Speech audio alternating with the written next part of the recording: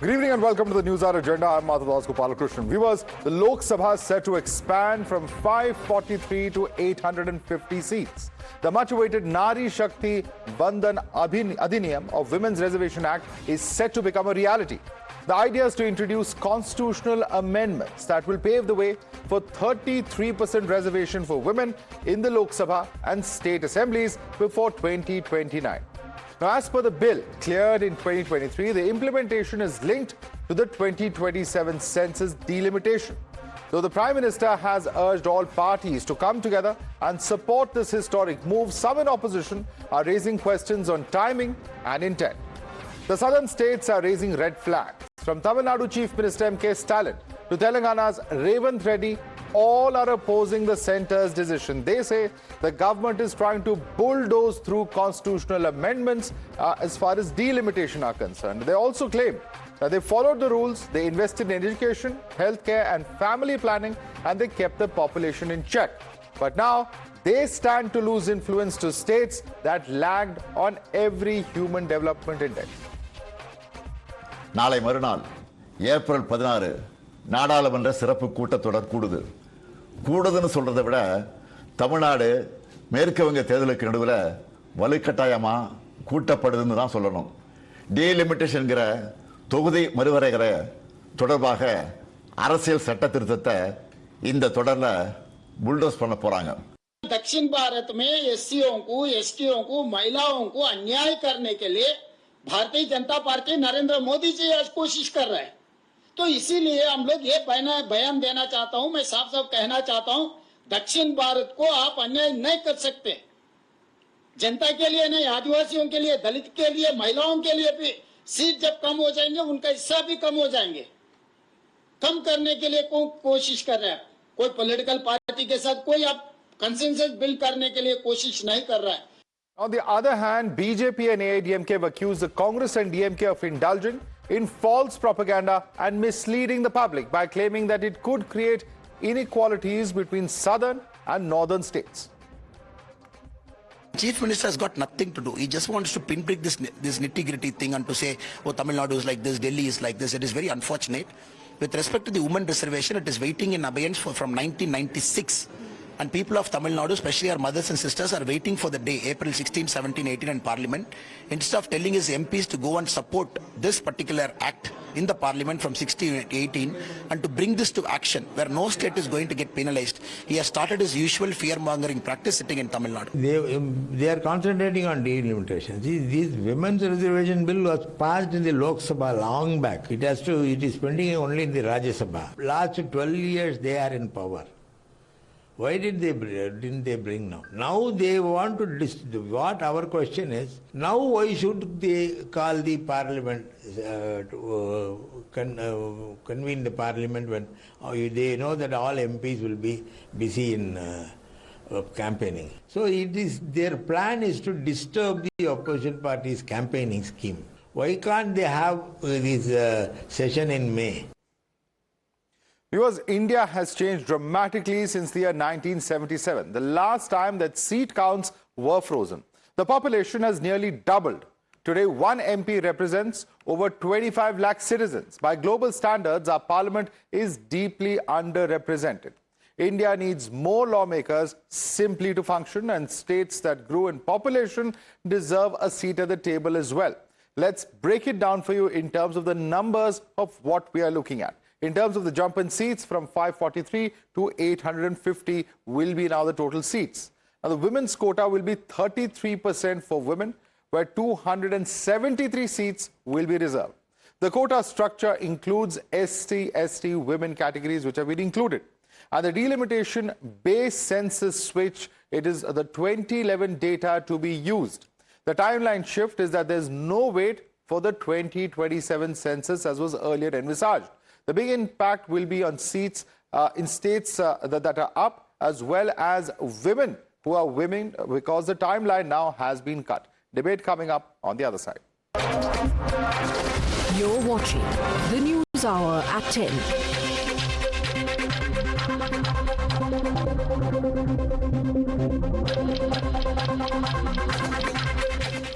Let's introduce our panelists. With us is Sanju Verma, national spokesperson of the BJP. We have Suresh Kochatal, senior journalist, joining us. Pooar Gandhi is national spokesperson of the DMK. Let me start with you first and foremost. Sanju Verma, you have Revant Reddy, you have MK Stalin, two chief ministers from the south who are opposed to this. And in fact, MK Stalin has gone as far as to say that India will once again witness the spirit of the DMK of the 50s and 60s. Do not mistake this for a threat. This is a warning, he says. You know, Madhav, first and foremost, let's get one thing very clear. The Prime Minister has written to the floor leaders of all parties asking for a broad consensus so that the special session that is being convened between the 16th and 18th of April, that goes seamlessly and smoothly without too much of ruckus, which is what the opposition wants. The second point I want to make is, why link delimitation with the 33% reservation for women? The fact that, oh, you know, if you take the old 2011 census, you're not doing justice to women. I say the 2011 census is just a reference point. The third point I want to make is this, that for 30 years, for 3 decades, right from Deve Gowda, who was the Prime Minister, then under Manmohan Singh in 2010, then even, you know, Atal Bihari Vajpayee way back in 1998, 2002, 2003. Different prime ministers tried to bring to fruition women's reservation bill, but it failed. Finally, Prime Minister Modi was able to do what nobody was able to do by passing this with a brute majority through broad consensus in 2023. Now we are saying we want to amend the Women's Reservation Act passed in 2023 so that in 2029 Lok Sabha elections, we can see the Women's Reservation Act being implemented. If we have to first conduct a census, which has already kick-started the first phase, and wait for the census to be complete, and then have a delimitation exercise based on the census, and then have, you know, the number of MPs getting raised in Lok Sabha, and to that extent, women Let me put MPs that being question across to the decided. DMK. Okay, that's the point that you're making, that it will be a long process. Pooar Gandhi, respond to that charge of the BJP, which says that the census process has begun. If you wait for this to be completed, then put in a delimitation commission, the entire process is going to hang fire for a few years. We are just pushing it through much faster. Do you agree with that contention of the BJP? Two things. We have been consistently arguing against this delimitation at this juncture. Now, as far as this particular issue is concerned, I would just like to expose the design of BJP rather than the design of the Prime Minister Modi. Now that BJP spokesperson, what she's saying is, the census will take longer time, and hence the amendment to the Women Reservation Bill will take also longer time. That is the argument which has been put forward. But see the design. The Parliamentary building was inaugurated with 888 seats. And even today, the draft bill says the total number of seats which is capped at 815. The condition for arriving at the numbers is the census. Census which is to be conducted in the year 2027. Now, even before conducting the census, how the union government came to the conclusion that there are only 815 seats in the parliament? That means, is it not a prefixed one? Is it not a fraudulent design? You need to conduct the census first. And even without conducting the census, you are fixing everything and then going to the parliament and passing, getting the parliament. Pooar Gandhi, may I ask you a simple question? The objection, if I've understood correctly thus far, has been that if you give, you know, in terms of the total number of population representation to various states, then the representation of certain states and the number of seats will go up as opposed to the southern states. Now, if the government is saying that this is going to be pro rata in terms of the ratio that already exists between the states, what is the objection in such a situation? Government never said it is on the basis of pro rata. Point number one. What the government has never given any commitment with respect to the number of seats. What the government has said is, or what the Prime Minister or the Home Minister has said is, that the southern states will not lose any seats. That is not the issue here. Whether we are losing or we are gaining. The point here is whether we are getting equal representation or equal proportion with respect to the northern states. What is the point in giving more number of seats to the northern states and maintaining the same number of seats in the southern states? That means we are losing the representation. No, I need So let Sanju Verma answer that. He says there's no guarantee coming from the government that it's going to be pro rata or whether it will be on the basis of the population. Quickly respond to him, please. You know, I just one thing. What is the number of seats currently in Lok Sabha? 543. What is the total tally of southern states? 129. Now, look at the current state of affairs. Out of 129, 1717 seats are from Telangana in terms of Lok Sabha MPs, which means what is the proportion? 13.17% of the total number of seats which southern states command. What is the state of affairs with Tamil Nadu? Out of 129, it has 39 MPs, which means 30.23% of the MPs from southern states come from Tamil Nadu alone. So my limited point is, if we are going to maintain Tamil Nadu's share at 30.23 or even higher, if we are going to maintain Telangana's share at 13.17 or even higher vis-a-vis the current state of affairs, then why do you have an issue? Dikkat kya hai? Have we told that Tamil Nadu's share will fall below 30%? Okay, Pugar Gandhi, and then bring in others as well. Pugar Gandhi first. First of all, Madhav, one has to understand the fact that in Parliament, decisions are not taken on the basis of proportional representation. Decisions are taken on the basis of the numbers in Parliament. Yes. So numbers matter. It is not with respect to whether you are having a proportional representation or not. What is the point in me having a 30% proportional representation when Uttar Pradesh having a 70% proportional representation? I mean, when it translates into the numbers, there is a great injustice which is going to happen. All right, Suresh Kochatil, I want you to respond to that charge that there is, proportionally speaking, his allegation or contention is that there is more proportional representation for some of the northern states. That's the argument of the DMK. Respond. Well, I'll take Sanju Verma's point ahead, actually, a bit of it. In 1971, Madhav, just to correct, it was not 77, it was 71. Based on the 71 census is what the present 543 MPs are sitting on. At that point in time, Uttar Pradesh had a population of 8 crore 83 lakhs. And they had 80 plus seats because Uttarakhand took away some seats later on. Which means it is at 11 lakhs per seat was the population representation for one Lok Sabha seat from Uttar Pradesh.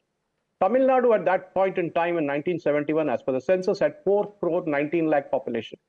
They had 39 seats, which is close to 10.76, which is almost equal to UP. When you're talking of UP, you should remember the size of UP. At the time it was there in 1971, UP was 8 crores, Tamil Nadu was 4 crores. True, Tamil Nadu has managed to reduce its population, or rather the growth of population, just like Kerala did long before them. But what the point is simple. When you now bring it down to the brass tacks, Madhav, and want to divide it on the basis of population. Uttar Pradesh, for example, we'll take an example, the number being bandied about is 120. Okay, so 80 to 120 is 40 seats increase. And their population has gone up by 3 times. Uttar Pradesh population is today 24 crores from 8 crores, 83 lakhs. Okay, now look at Tamil Nadu. Suppose we do the same thing to Tamil Nadu and increase the seats to 50. The proportion works out same. It is at 20 lakhs per seat in Uttar Pradesh, which is more, just 15 lakhs per seat in Tamil Nadu. So this particular one, because I find this particularly, it is not a delimitation that is happening. It is a kind of rejigging of seats. For example, I'll give you, I come from Malkajgiri in Secunderabad, which is a part of Hyderabad. It is the biggest Lok Sabha constituency in the country with 38 lakh voters. 38, and today it must be close to 40 lakhs. Now imagine this particular constituency can be divided either into 2 or even 3. And that is exactly the point. When you grow with the population, Hyderabad is going to add 22 to 24 assembly seats because the population in the cities are going up, where there's a huge migration to cities. Uttar Pradesh has managed to flatten its growth in population over the last 3 years. If you see, we didn't have a census, but there are population data from the states. My point is very simple. Yes, there should be a fair representation. There's no dispute on that. But we should look at purely from the point of view, how many, like, for that matter, let me tell you, Madhav, Ladakh has a population of 1,40,000. Now, you mean to say that 1,40,000 should be the representation across the country? It cannot be. Because Ladakh is very unique. It has Kargil on one side, it has Leh on the other side. 1,40,000. That's it. Northeast. Take Northeast, for example. They have the same issues. So it cannot be that, you want proportionate representation because North is getting more seats. No. Okay. When you say North... And let me bring in Syed Aslam Pasha on one of the contentions. Syed Aslam Pasha, the fact is that it was initially frozen in the 70s, as Suresh Kochatil just shared with us. And since then, it has been hanging fire for decades. About 4.5 decades at that. The question that many have on their minds is very simple. that at some point of time you have to ensure that there are larger number of seats, because in terms of ratio of representation, for instance, if China has an over 3,000 member parliament and you have your own leaders like Mr. Shivraj Patil who have pitched for this in the early 2000s, then why is Congress having a different position now? No, so it's not only the Congress, Madhav, it's not only Congress. The entire opposition has a different viewpoint to it. I'll tell you why. Okay, if population has to be the only yardstick, right? So do you mean to say that the southern states have been law-abiding? The southern states have been more diligent with respect to the laws which are brought in by the government. We have diligently followed the family planning, and we have ensured the population is under control. Sanju ji rightly said, yes, the southern states have 129 seats. So by increasing 50%, we mean we will get around 194 seats, whereas the rest of India, including the north, which happens to be the cow belt and the BJP belt, it has 413 seats. It will increase drastically. The point is very, very simple. Is population the only yardstick to increase the number of seats? Now, the southern 5 states have been the economic superpowers. We contribute to about 31% of the GDP of India, right? And we have the highest tax. We are the highest tax-paying states. If you take the gross state domestic product, Tamil Nadu alone gives you 32 lakh crores. Karnataka gives you around 30 lakh crores. Telangana gives 17 lakh crores. So, Mr. Syed Aslam Pasha, by your definition, the poorer states of the country should not have representation in parliament. By your logic, if you say that those who perform well economically, the states that are performing poorly economically, they should be cut in their number of seats. Madhav, no, sorry. Allow me to finish. I'm just questioning your logic, the logic that you just presented before us. Let me finish. Now, we being the economic powerhouse, we being the law-abiding citizens, we have done the family planning, whereas the north and the rest of India has not done. They are having higher population. Does it mean that we being the economic superpowers, North will be the political superpowers? So they will have all the plum positions, they will have the major portfolios, and the South will be just, Okay, South will lose out. Suresh Kochhat will respond to that. He says South will lose out despite doing well and sticking to family planning models that were prescribed. The so-called GSDP being quoted has tax paid by central government undertakings. For example, in Hyderabad, you have NMDC, which contributes a... Sorry, please let him finish. As nobody interrupted you, Mr. Pasha. Let him make his point. That's not right. You've asked a question. Please be patient. Listen to the response. You'll get a chance to rebut. From the central government undertakings. Tomorrow, central government will say, remove the central government undertaking from GSDP. What will you do then? The central government has also contributed. Please understand that. This is the point I'm trying to make. Don't bandy about the GSDP. That way Maharashtra can take the cake. Maharashtra will say we are the biggest one in the country. And your logic that it is North is BJP. So you have taken it for granted that the Congress will never win from the North. You have already taken it for granted. This is what I'm trying to say.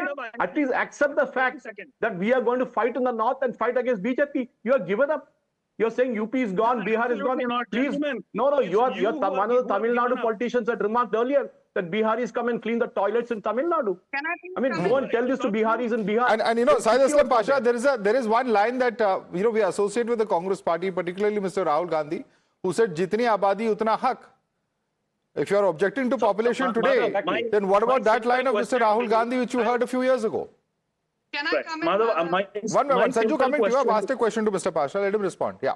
Madhav, my simple question and the answer to Mr. Suresh is, what is the financial devolution which you give to the states? Now, for example, Karnataka pays tax of 100 rupees. We get only 14 rupees back, right? Now, I find it absolutely funny when on major television channels, UP shows a development model. You pay 100 rupees and you get 270 rupees, and you're showing me an ad taking money from the southern states. You are doing development. Is that what you're trying to show? I find it absolutely funny. You take the money from the southern states and you Syed Aslam Pasha, you are mixing up. The federal structure allows for devolution of funds in a certain proportion. Your argument, one second, Syed Aslam Pasha, all right. Let me not get into that argument. Let Sanju Verma answer that question. Sanju Verma, he has brought in the issue of devolution of funds from the federal kitty towards various states, and he says there is a gross injustice being done to the southern states. Now, the big question is how he's connecting that with the larger issue of delimitation. Madhav, I'm just quoting from the textbook definition of delimitation, which says it creates a link between increase in population of a state and elected legislators from a given state, and delimitation guarantees that no delegates are overrepresented or underrepresented. So the first and most important point, we are back to square one. Delimitation is not just about population growth. Delimitation is also about the demographic composition. Today, out of 543 members in the Lok Sabha, there are only 84 seats reserved for scheduled castes. And there are only 47 seats reserved for scheduled tribes, which means out of 543 seats, only 8.65% are reserved for scheduled tribes and only 15.46% are reserved for scheduled castes. Now, once we bring into effect the new exercise which raises the number of Lok Sabha seats from 543 to 850, even the demographic composition of Lok Sabha will change to ensure that Dalits are properly represented, tribals are properly represented. So please understand, this is not just about, oh, population went up by 2% and the representation from XYZ state goes up by 2%. It does not work like that. My final point is this. You keep talking about southern states subsidizing northern states. I come from Maharashtra. Very quickly, Maharashtra accounts for 37% of India's direct tax revenues, 49% of India's indirect tax revenues, 78% of India's maritime trade, and 76% of India's stock market transactions. By your logic, Maharashtra should not have just 48 seats in Lok Sabha. If economic parameters have to be given due weightage, then Maharashtra should even have more number of seats than all southern states put together. Okay. Because we are today a 49 lakh crore economy. The economic argument, of course, I'm going to come to in just a minute. But Sanju Verma, I want to ask you a question. I'm just quoting from a social media post of John Brittas, Member of Parliament. And just two sentences, or it's a very long post, just two sentences from that I'm reading out. He says, when concerns were raised about the declining representation of southern states, the Prime Minister and other leaders claimed there would be a proportional increase in seats for all states equally. However, the draft bills offer no such guarantee. Is this true, Sanju Verma? And if so, why is it not written in these draft bills as the opposition claims? Madhav, a very nice question. And through your show, I want to tell John Brittas. Article 82 of the Indian Constitution, Article 170 of the Indian Constitution, and amendments made by the Modi government to Article 234B. Mr. John Brittas, please read. First and foremost, the very concept of proportional representation does not exist. The Delimitation Commission will decide based on population, based on demographic composition, based on GSDP, based on the debt ratio of states. You keep talking about Karnataka being a great state. I think it's a great state. But Karnataka today has a debt of more than 11 lakh crore thanks to Siddaramaiah. Telangana is a great state, but it has a debt of more than 8.3 lakh crore thanks to incompetent Revant Reddy. So should we not take these parameters into account? Or should we simply give... Okay, since Mr. Pasha has raised that question, since Aslam Pasha has raised that question of proportional representation as per economic performance, quick response from Aslam Pasha before I go across to others. Syed Aslam Pasha. Madhav, my only question to Sanju Ji and Suresh Ji is one simple thing. Will you penalize the states who have followed the family planning? Will you penalize the states which are law-abiding? Will you penalize the states which are economical superpowers? I just want one simple answer. If population and the region are the only yardsticks to improve the number of MP constituencies in the name of delimitation, are you penalizing the southern states for these 3-4 reasons? Can you please help me understand? Can I come in? Can I answer? Sanju Verma. I want to ask, Syed Aslam, what if after the new changes are implemented, southern states actually get a larger proportional share of the cake? Will you then eat your own words? Because then you will have a nice big fat omelette on your face. We have said proportional representation, and southern states are likely to benefit. Can you please Southern tell states how? are likely to How can the southern benefit. states benefit when the delimitation? You don't people have read Okay. Pugar Gandhi, respond to that. No, there are two things. How the southern states will benefit when the delimitation is on the basis of the census mandated by the constitution. It will not benefit. Point number one. Point number two, on the question of family planning and on the question of the linkage between the population and delimitation. The southern states, one of the main reasons why the southern states developed to this extent is the family planning control and also control on the population. That is one of the reasons. Now, for having followed the directives of the union government in controlling family planning, we got lesser number of population, and because of that, you are penalizing us. And third point, on the economic front, as Mr. Syed Alam Pasha said, for every 1 rupee which is given by Tamil Nadu, we get only 29 paise back. Likewise, in Kerala, they get only 15 paise back. Karnataka gets only 30 paise back. And the remaining amount, Uttar Pradesh gets 2.53 rupees for every 1 rupee. Likewise, Bihar gets 7 rupee. So all these Uttar Pradesh and Bihar are subsidized by the southern states.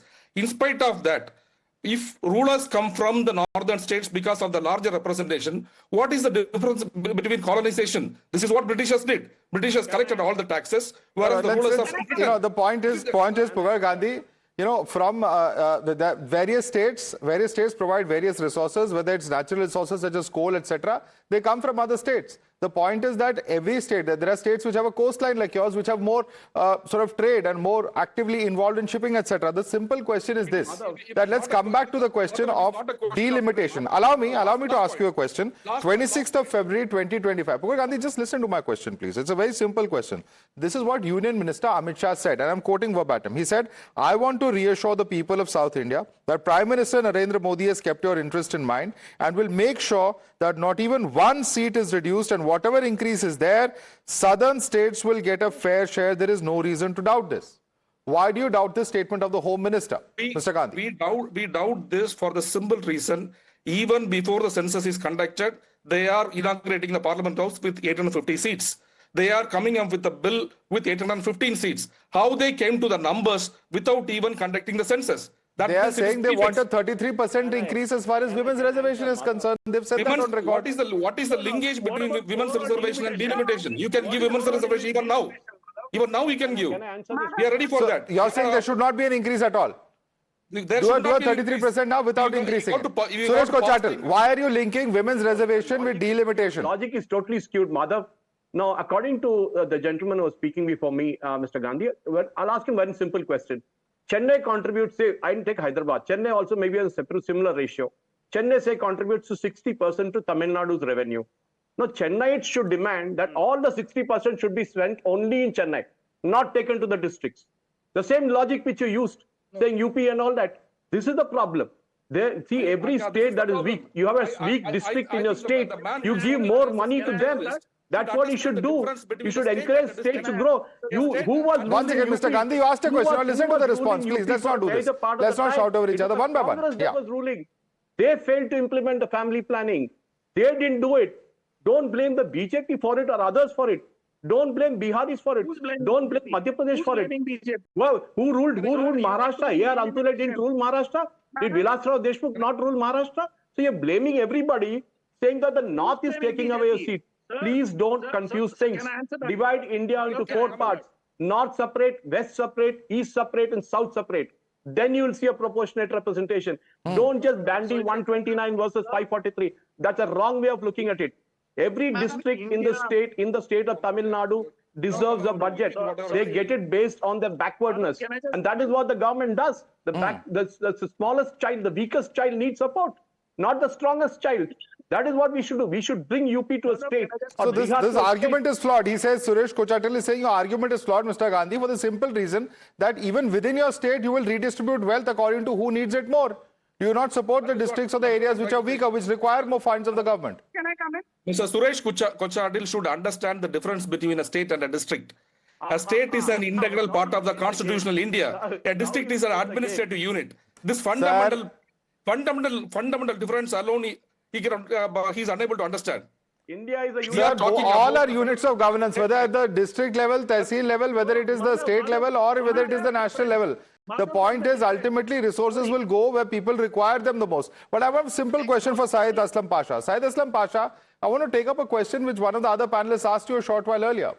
By your logic and your arguments that these are all the BJP ruled states, have you given up, for instance, in states even such as Bihar, or Madhya Pradesh, any chance that you will come back to power? Because your arguments are sounding like a party that is completely defeated now. No. So first, let me clarify and tell it to Mr. Suresh. Mr. Suresh, we are not asking who has ruled which state for how many years. We are questioning the ruling government, which happens to be BJP now. The so-called UP, Madhya Pradesh, Bihar have been the Bimaru states for ages now. Of course, that terminology was removed a few decades ago. I don't know if you are aware, I don't know what books you've been reading. I think that terminology was done away with quite some time back, Mr. Pasha. Are you aware of that? No, it's not. I'm sorry, It's not. Madhav, it is not. It is not. It is not. Let me just come to you. UP being one of the biggest states, Madhya Pradesh being one of the biggest states, look at their contribution to the GDP. You spoke about the mineral resources, you spoke what not, but the contribution to the GDP is the least. So when, in the era of the Planning Commission, how would you distribute funds? Mr. Pasha, please tell us. No. So was it any different at that point of time when Congress was in power at the center? No, so my only simple question is there any step-up program for these states? Or No, you are not running away from my question. I have asked you a pointed question. You are accusing the BJP of devoluting funds, devolution of funds in a different manner, which is unfair to the South. I am asking you, how was it different during the Congress regime in the center? Please tell us. So Madhav, when you start the financial devolution, picking up the weakest states and you keep funding the weakest states, to what extent? Is there any step-up program even after 76 years? Please answer my question directly, Mr. Pasha. Now you're going around in circles. I've asked you the question multiple times, no answer coming in from your side. I'm going to leave the debate there because certainly a lot of questions. It's going to be interesting when this session happens on the 16th, 17th and 18th. What will happen in Parliament remains to be seen. What's the strategy of opposition parties? And all of this happening, mind you, in the midst of polls in Tamil Nadu and West Bengal. How will this impact the polls of these two states will also be something very interesting to watch out for. Sanju Verma, Suresh Kochatal, Pugar Gandhi as well as Syed Aslam Pasha, thanks so much for joining us this evening.